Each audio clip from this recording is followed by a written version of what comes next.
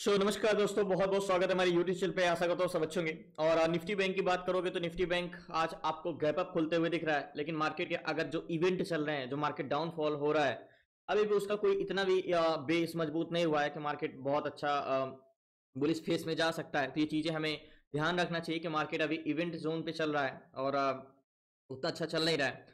But आज market में gap up हुआ। गैप अप ओपन होने के बाद सबसे पहले अगर आपको ट्रेड करना है तो पहला स्टेप ये होता है कि सबसे पहले वन डे टाइम फ्रेम में लगाओ, जिससे आपका एक सिनेरियो, एक रूम पता चल जाएगा कि मार्केट में अगर ऊपर जाना है तो उसमें रूम कितना है। तो सिंपली अगर ये वाला जोन हम पकड़ते हैं, ये वाला जोन, तो हमारा एक सपोर्ट जोन पड़ रहा है। क्या ये सपोर्ट जोन पड़ रहा है? तो मार्केट इसको ब्रेक करके नीचे आया था। ध्यान समझिएगा, ये एक रेजिस्टेंस है। अभी पहले तो बहुत मजबूत सपोर्ट था, लेकिन मार्केट इसको ब्रेक करके नीचे आया है। तो 5 मिनट टाइम फ्रेम में लगाओगे तो मार्केट कहां पे है? ये वाले रेजिस्टेंस जोन, ये वाला।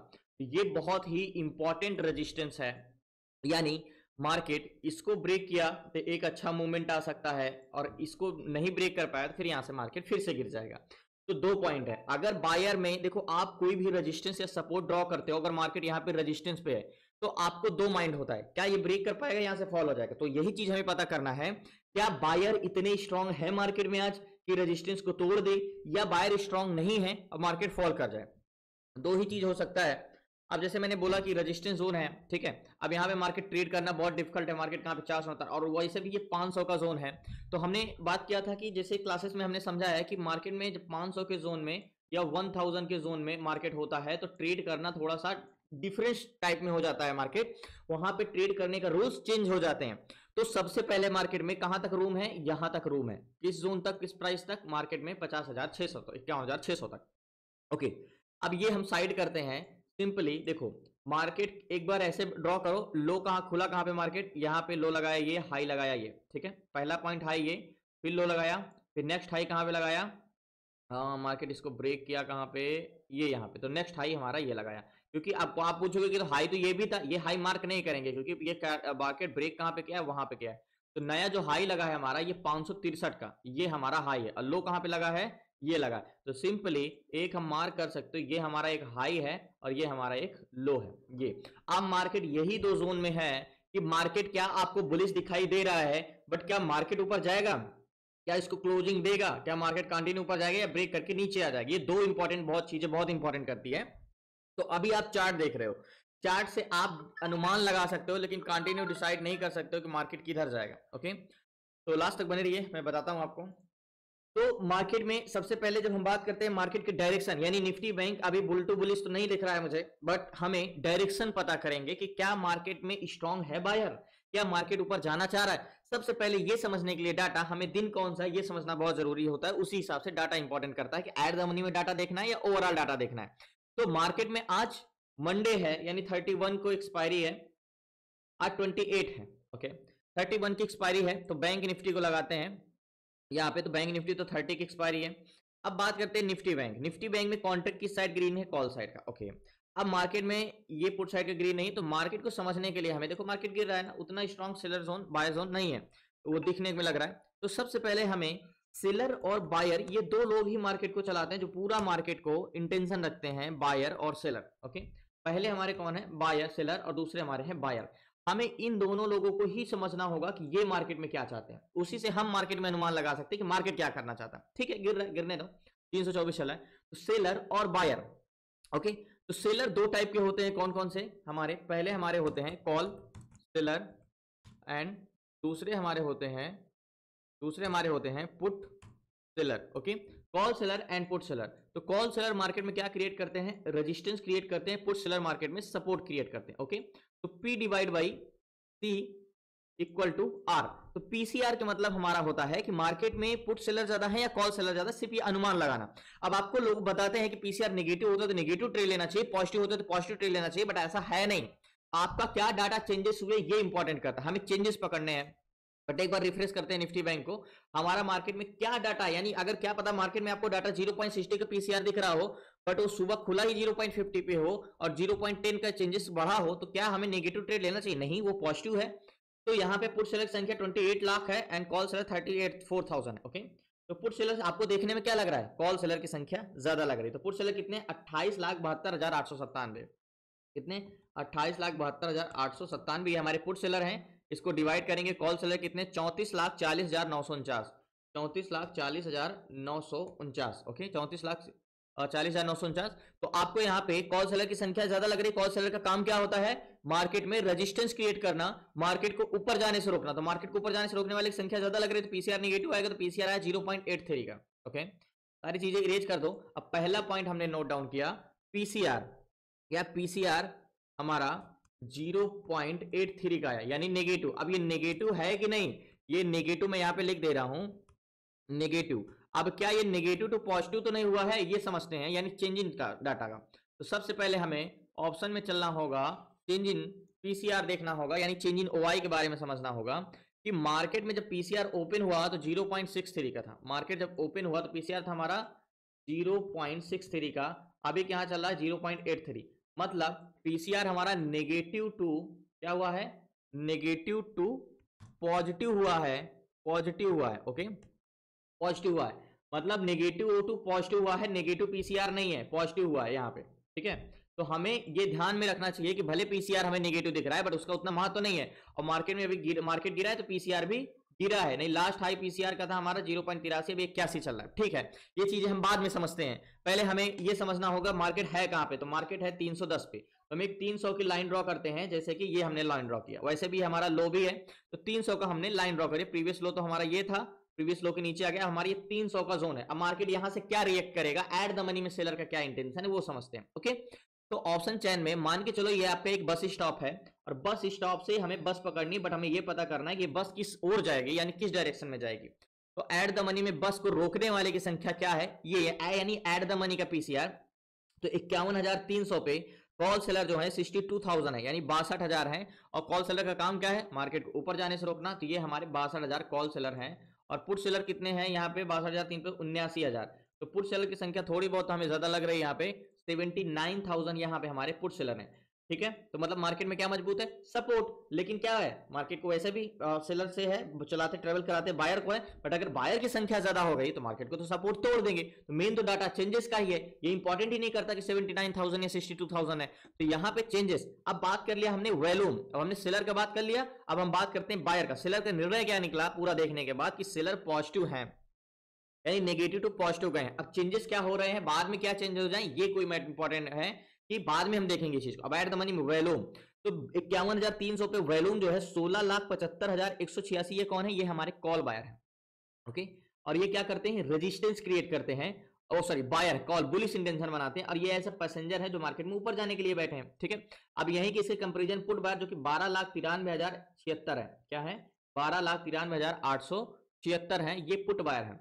अब यहाँ पे पैसेंजर किस साइड जाने के लिए है, कॉल बायर। हमें क्या मतलब, मार्केट में मैंने आपको बोला ना कि मार्केट में क्या बढ़ा क्या घटा ये इंपॉर्टेंट नहीं करता, क्या बदलाव हुए हैं क्या चेंजेस हुए ये इंपॉर्टेंट करता। तो आपको इस बस में इस जोन पे किस साइड के पैसेंजर लग रहे हैं ज्यादा जाने के लिए, बुलिश जाने के लिए 16,75,000 और नीचे जाने के लिए 12,43,000। अब हम बात करते हैं मार्केट की जो स्ट्रेंथ होती है ना, जैसे मैंने आपको क्लासेस में बताया कि जब हम बैंक निफ्टी ये तो पता कर लेते हैं कि ऊपर जाएगा नीचे जाएगा, लेकिन ये पता करना कि कितना ऊपर जाएगा, अगर ऊपर जाएगा तो कितना जा सकता है, नीचे जाएगा तो कितना जा सकता है, यानी ओवरऑल स्ट्रेंथ।